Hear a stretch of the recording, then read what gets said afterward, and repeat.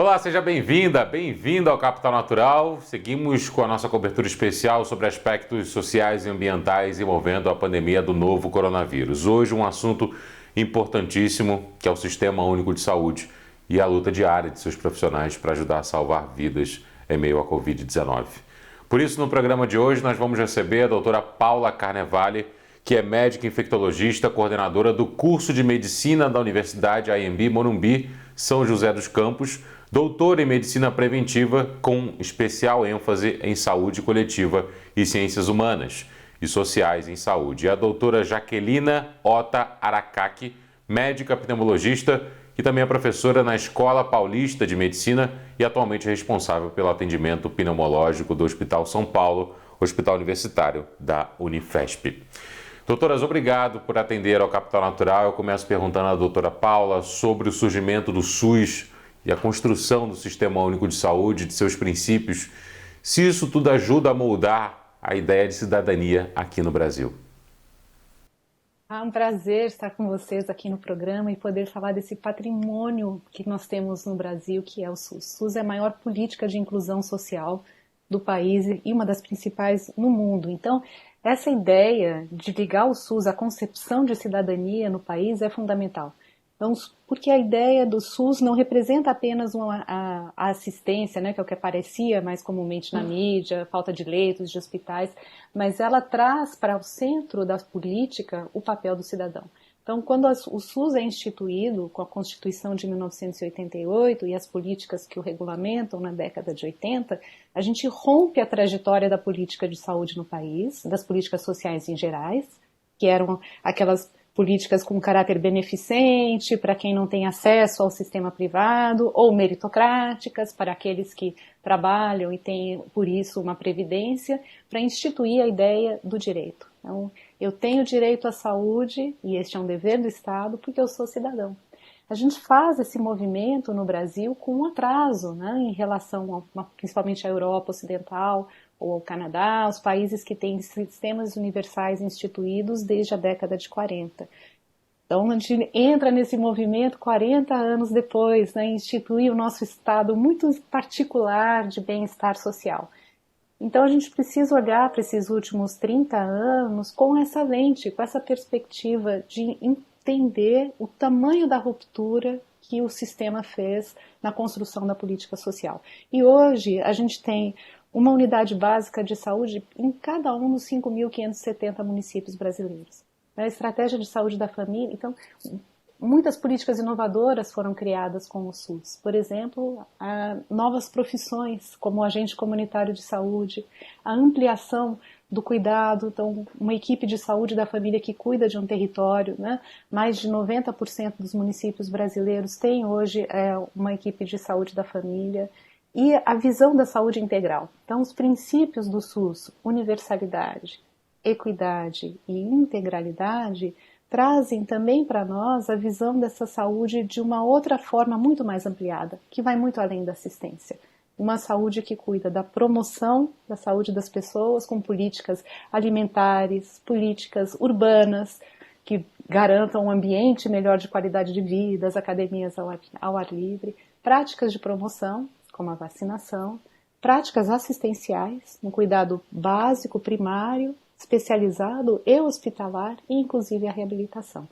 E essas políticas ofertadas de um modo equânime, isso quer dizer, elencadas pela sua prioridade. Tá? Para quem mais precisa, essa é a pessoa que terá prioridade de recebimento. Né?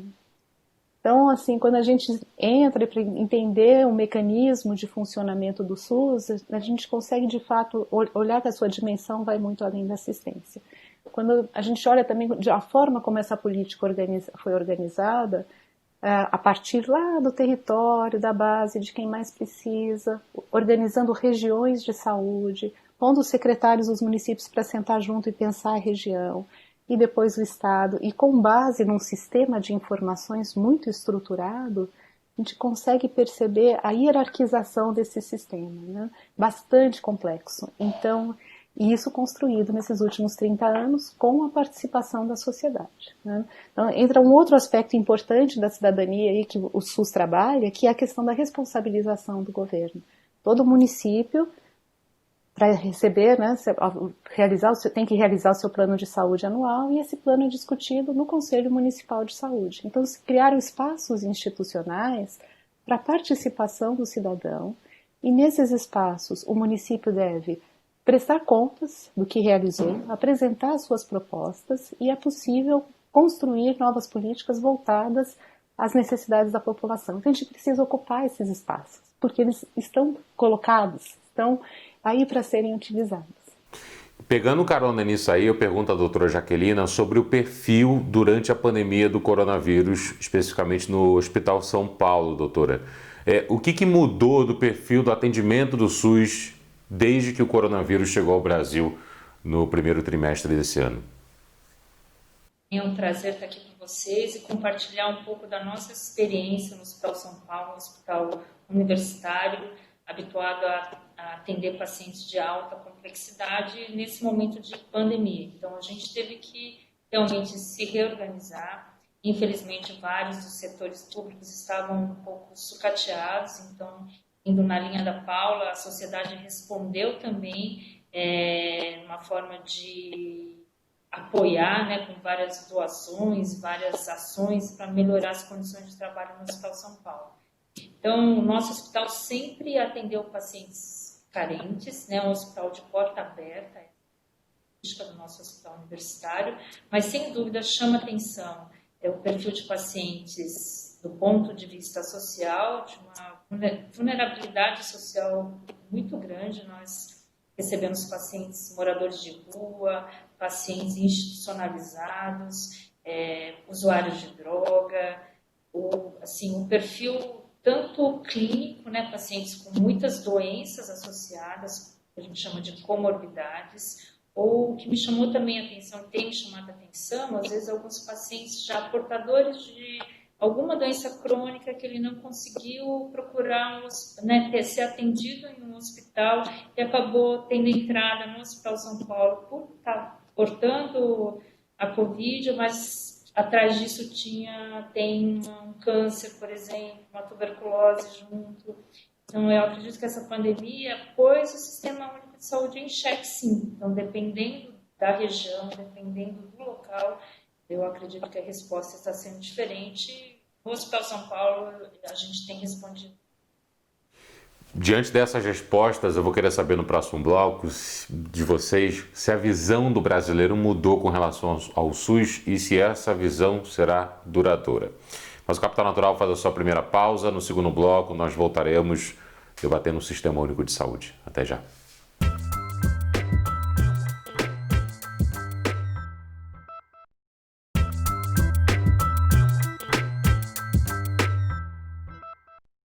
O Capital Natural está de volta debatendo os desafios do SUS durante a pandemia do novo coronavírus. O Brasil é o país com mais de 100 milhões de habitantes que tem um sistema único de saúde gratuito para a população.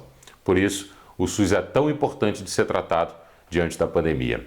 Nós recebemos no programa de hoje, para debater sobre o SUS, a doutora Paula Carnevale, que é médica infectologista, coordenadora do curso de medicina da Universidade Anhembi Morumbi, São José dos Campos, e doutora em medicina preventiva, e a doutora Jaquelina Otarakaki, médica pneumologista responsável pelo atendimento pneumológico do Hospital São Paulo, Hospital Universitário da Unifesp.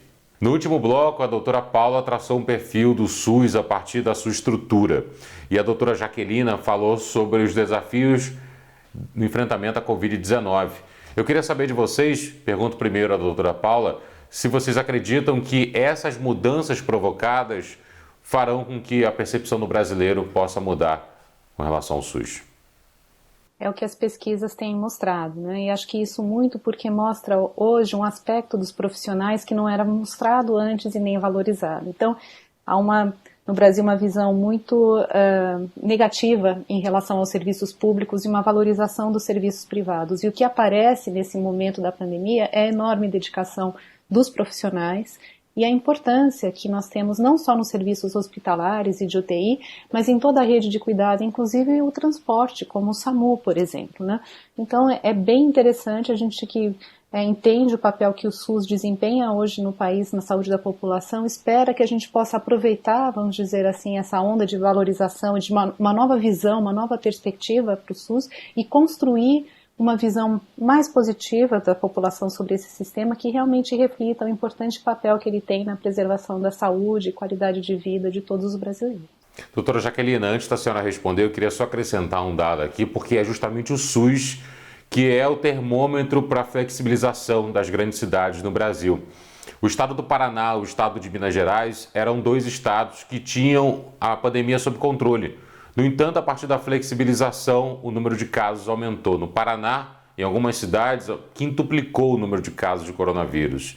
E em Minas Gerais, a taxa de ocupação de leitos chegou a 90%. Então é o SUS quem diz se a flexibilização pode acontecer ou não. Diante disso, eu faço a mesma pergunta à senhora com relação à percepção do brasileiro do SUS. Eu concordo com a Paula, eu acredito que a percepção do brasileiro em relação à necessidade de um SUS que funcione aumentou, né? E dependendo dos locais, a percepção, a valorização também aumentou. E o que eu tenho dito aqui é que um dos nossos o principal combustível, um dos nossos combustíveis é assim, o orgulho pelo trabalho que a gente tem realizado aqui no Hospital São Paulo. Eu acredito sim que o papel do SUS nesse momento de pandemia é fundamental, inclusive para direcionar políticas, né, de retorno às atividades. Como estaríamos sem o SUS no enfrentamento à pandemia? Dá para observar, por exemplo, os Estados Unidos como um exemplo, porque os Estados Unidos não têm um SUS. Tinham um sistema chamado Obamacare, mas que foi esvaziado pelo Donald Trump. E aí os Estados Unidos dispararam o número de casos do coronavírus. Dá para observar os Estados Unidos como um exemplo no país que não tem um SUS. E estaríamos assim se não tivéssemos esse sistema? Com certeza, né? O nosso número de óbitos certamente seria imensamente maior se não fosse possível que as pessoas que não têm recursos financeiros, por exemplo, não tivessem acesso a um atendimento. E mesmo dentro do país, a gente diz que a gente tem vários SUS. A gente pode observar diferenças entre estados que têm um sistema mais organizado e estados que têm um sistema com uma dificuldade financeira maior. E também a gente observa as diferenças, nossas enormes diferenças geográficas e demográficas e regionais. Então, o estado, por exemplo, do Amazonas é um estado de uma organização do sistema muito mais complexa e difícil do que São Paulo, porque a região geográfica é enorme, as populações estão dispersas e todo o transporte é feito, por exemplo, pela via marítima, né, pelo rio. E foi isso que explicou a grande explosão de casos em Manaus, porque o sistema de saúde lá é concentrado na cidade de Manaus e não teria como ser diferente, porque não há como construir complexos de saúde em cada uma das populações ribeirinhas do estado de Manaus. Então a gente pode, do estado do Amazonas.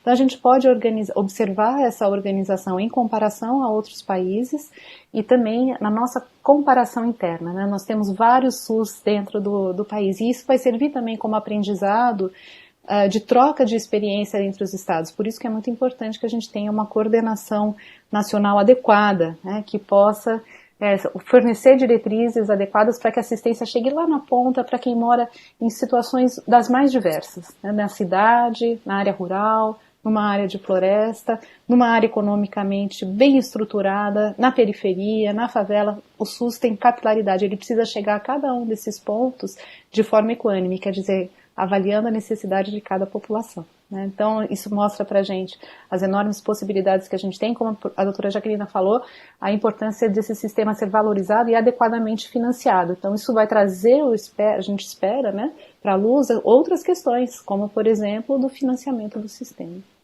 Doutora Jaqueline, até quem não usa o SUS com frequência, ou seja, quem tem acesso a uma unidade particular, precisa do Sistema Único de Saúde?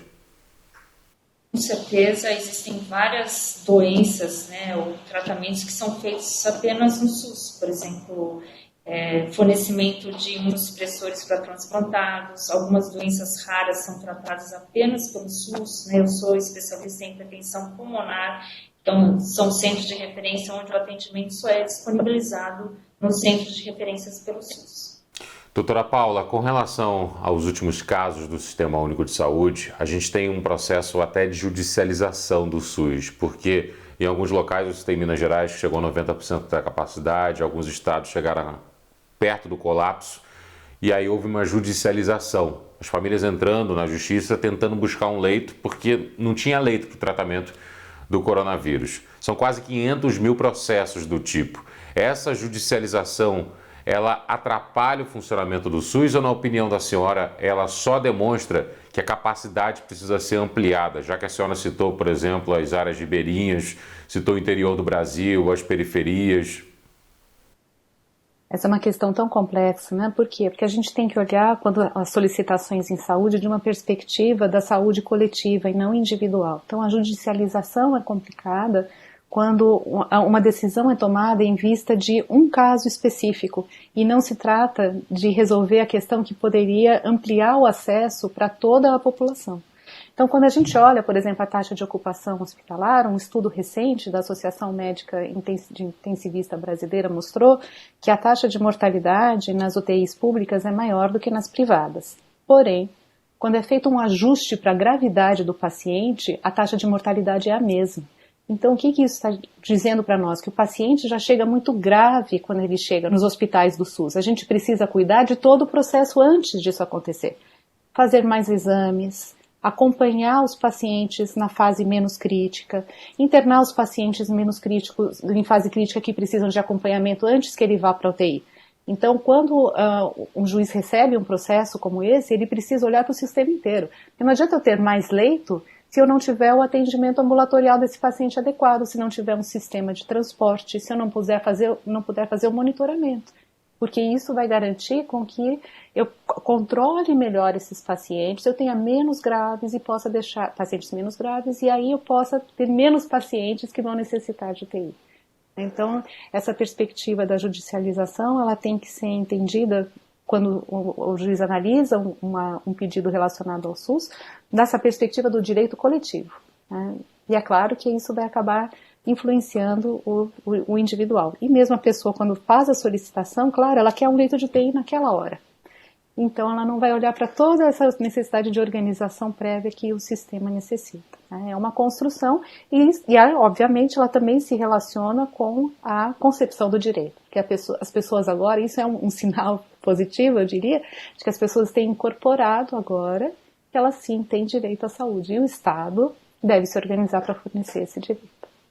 Uma segunda pausa no Capital Natural. No terceiro bloco, nós vamos falar sobre como o SUS se comunica com as unidades particulares de saúde, por exemplo, para tentar buscar um leito no combate ao coronavírus. Até já.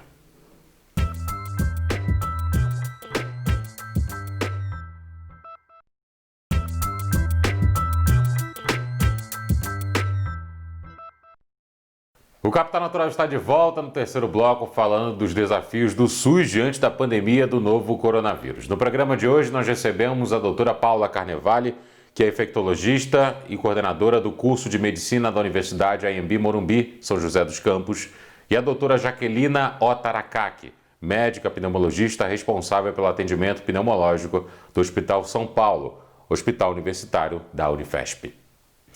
Doutora Paula, essa semana a Prefeitura de São Paulo mostrou uma pesquisa a partir da sorologia em diversos pontos da capital paulista, mostrando que o número de infectados por coronavírus pode superar 1 milhão, ou seja, quase 10% da população, que é um número muito acima do que oficialmente é registrado. Esses dados foram repassados ao Ministério da Saúde para que possam fazer parte de um quadro de informação do novo coronavírus. Qual a importância da informação no combate à doença, especificamente no tratamento no SUS, por exemplo? A informação é crucial para o planejamento estratégico e de operação dos serviços. Então a gente precisa testar e ter o acesso a esses dados e saber como a doença se distribui no território e como ela está caminhando, porque isso vai permitir com que a Secretaria de Saúde possa organizar o seu serviço, tanto lá de atenção primária, perto do território, perto da vida das pessoas, quanto principalmente a entrada nos serviços especializados e terciários. Então, informação, democratização da informação, disponibilização de dados é fundamental para que se possa planejar o enfrentamento dessa epidemia com eficiência, com o uso racional de recursos, que são poucos. Então, eles têm que ser bem utilizados e sempre orientados pela informação e com uma equipe técnica que possa, baseada em epidemiologia, fazer essas análises. Doutora Jaquelina, diante da proximidade do colapso em algumas capitais do Brasil, há uma negociação por leitos na unidade particular de saúde. As prefeituras alugando esses leitos para colocar pacientes com coronavírus. Como é que funciona essa interação no Hospital São Paulo com as UTIs no combate à pandemia? No Hospital São Paulo, então isso que a Paula comentou é fundamental, nós sempre planejamos semanalmente a necessidade de abrir mais leitos ou não para pacientes com Covid, né? Então a gente precisa dessa previsão, precisa desse histórico na cidade, então semana a semana a diretoria, o comitê se reúne para falar, a gente vai aumentar mais 10 leitos para Covid ou vai aumentar para não Covid, né? A demanda para pacientes não Covid também é alta, as doenças continuam. Então é dessa forma que a gente tem feito aqui no Hospital São Paulo. Nós não chegamos em nenhum momento a colapso, só um dia foi crítico de não ter nenhum leito junto, mas a gente está conseguindo se planejar dessa forma nesses últimos 3 meses, mais de 100 dias já de pandemia. Quando a gente fala de flexibilização do tal novo normal, a gente fala também que a gente precisa conviver com a doença enquanto uma vacina não estiver disponível. Quais as perspectivas de vocês com relação ao atendimento no Sistema Único de Saúde, enquanto uma vacina, por exemplo, não puder ser colocada à disposição da população e aplicada em massa? Porque não só adianta estar à disposição, ela deve ser aplicada em massa para que o sistema não fique sobrecarregado. Quais as perspectivas de vocês daqui para frente? Afinal de contas, hoje o SUS está completamente voltado, ou praticamente voltado ao combate ao coronavírus. No Hospital São Paulo, nós já começamos a discutir o retorno, esse é um ponto importante, né? Então, durante essa pandemia, os pacientes continuaram sendo atendidos muitas vezes por telemedicina, e agora a gente está discutindo o retorno, e eu acho que muita coisa vai melhorar. Por exemplo, os pacientes vão ser atendidos com hora marcada para diminuir a aglomeração, o que puder ser resolvido por telemedicina vai ser resolvido por telemedicina. Então, tem toda essa discussão do retorno. Eu acredito que os casos mais graves a gente vai atingir um platô mais baixo e a gente precisa voltar à rotina para continuar cuidando dos pacientes com câncer, com enfisema, com doença cardíaca e todas as outras doenças crônicas. O impacto dessa pandemia vai permanecer durante algum tempo ainda depois que ela passar, justamente pelo que a professora Jaquelina está falando, pela questão das doenças que ficaram represadas, muitas questões de saúde mental que se diz que será a próxima onda, né, relacionada à pandemia. E eu acho que além dos novos aprendizados de processos de trabalho, uma questão importante que deve ser enfatizada agora é da autonomia do paciente. Então nós temos ainda uma perspectiva muito tutelada, né, de o médico dizer para o paciente o que ele deve fazer. A bioética já diz há bastante tempo que essa forma de relação deve mudar, que o paciente deve entender, a pessoa deve entender melhor o que ela tem, para ela poder fazer decisões mais fundamentadas em relação à sua própria saúde. Então, talvez, né, uma outra mudança que possa advir desse momento seja essa mudança na relação profissionais de saúde paciente, com uma preservação maior, um estímulo maior à autonomia, ao conhecimento da pessoa sobre a sua própria condição e uma tomada compartilhada de decisão. É só observar, por exemplo, as homenagens feitas a profissionais de saúde em todo o mundo que tratam do combate ao coronavírus. Antes de encerrar o programa, eu gostaria de perguntar a vocês, como profissionais da área da saúde, sobre como vocês, como profissionais, estão se sentindo no combate ao coronavírus, já que é talvez a área mais carregada psicologicamente diante disso. Eu acho que eu que coordeno uma equipe de jovens, né, médicos que encararam esse desafio, a responsabilidade nossa é muito grande em garantir a segurança desses profissionais. Acho que a gente passou por diversos momentos, né, o aprendizado, os desafios são enormes dia a dia, né, e sem dúvida, eu acho que a equipe como um todo está muito orgulhosa do trabalho que está fazendo. Eu acho que a gente está fazendo toda a diferença no SUS, né? E realmente salvando vidas. Essa nossa sensação de orgulho hoje, depois de 100 dias à frente de um desafio enorme. Então, de orgulho de fazer parte da escola, no hospital universitário, salvando vidas. Acho que esse sentimento de cooperação, de solidariedade prevalece muito. A valorização também, ela faz muito bem afetivamente e ao mesmo tempo é um momento de muito receio mesmo, de insegurança, porque a gente vive uma situação em que nós não conhecemos plenamente nem os riscos e nem a forma de lidar. Então também é um aprendizado de como viver com a incerteza e a dificuldade do planejamento, né? Mas o que a gente tem visto é de modo geral, esse sentimento de orgulho mesmo, que Jaquelina fala, e de reconhecimento social, que é fundamental para a nossa boa prática profissional, né? Doutora Jaquelina, doutora Paula, em nome de milhões de brasileiros e vocês na figura de profissionais de saúde, agradeço por ajudar a salvar vidas diante do novo coronavírus e dos desafios que temos daqui para frente também no Sistema Único de Saúde. Bom trabalho para vocês, você que nos acompanhou, muito obrigado pela sua companhia e até semana que vem.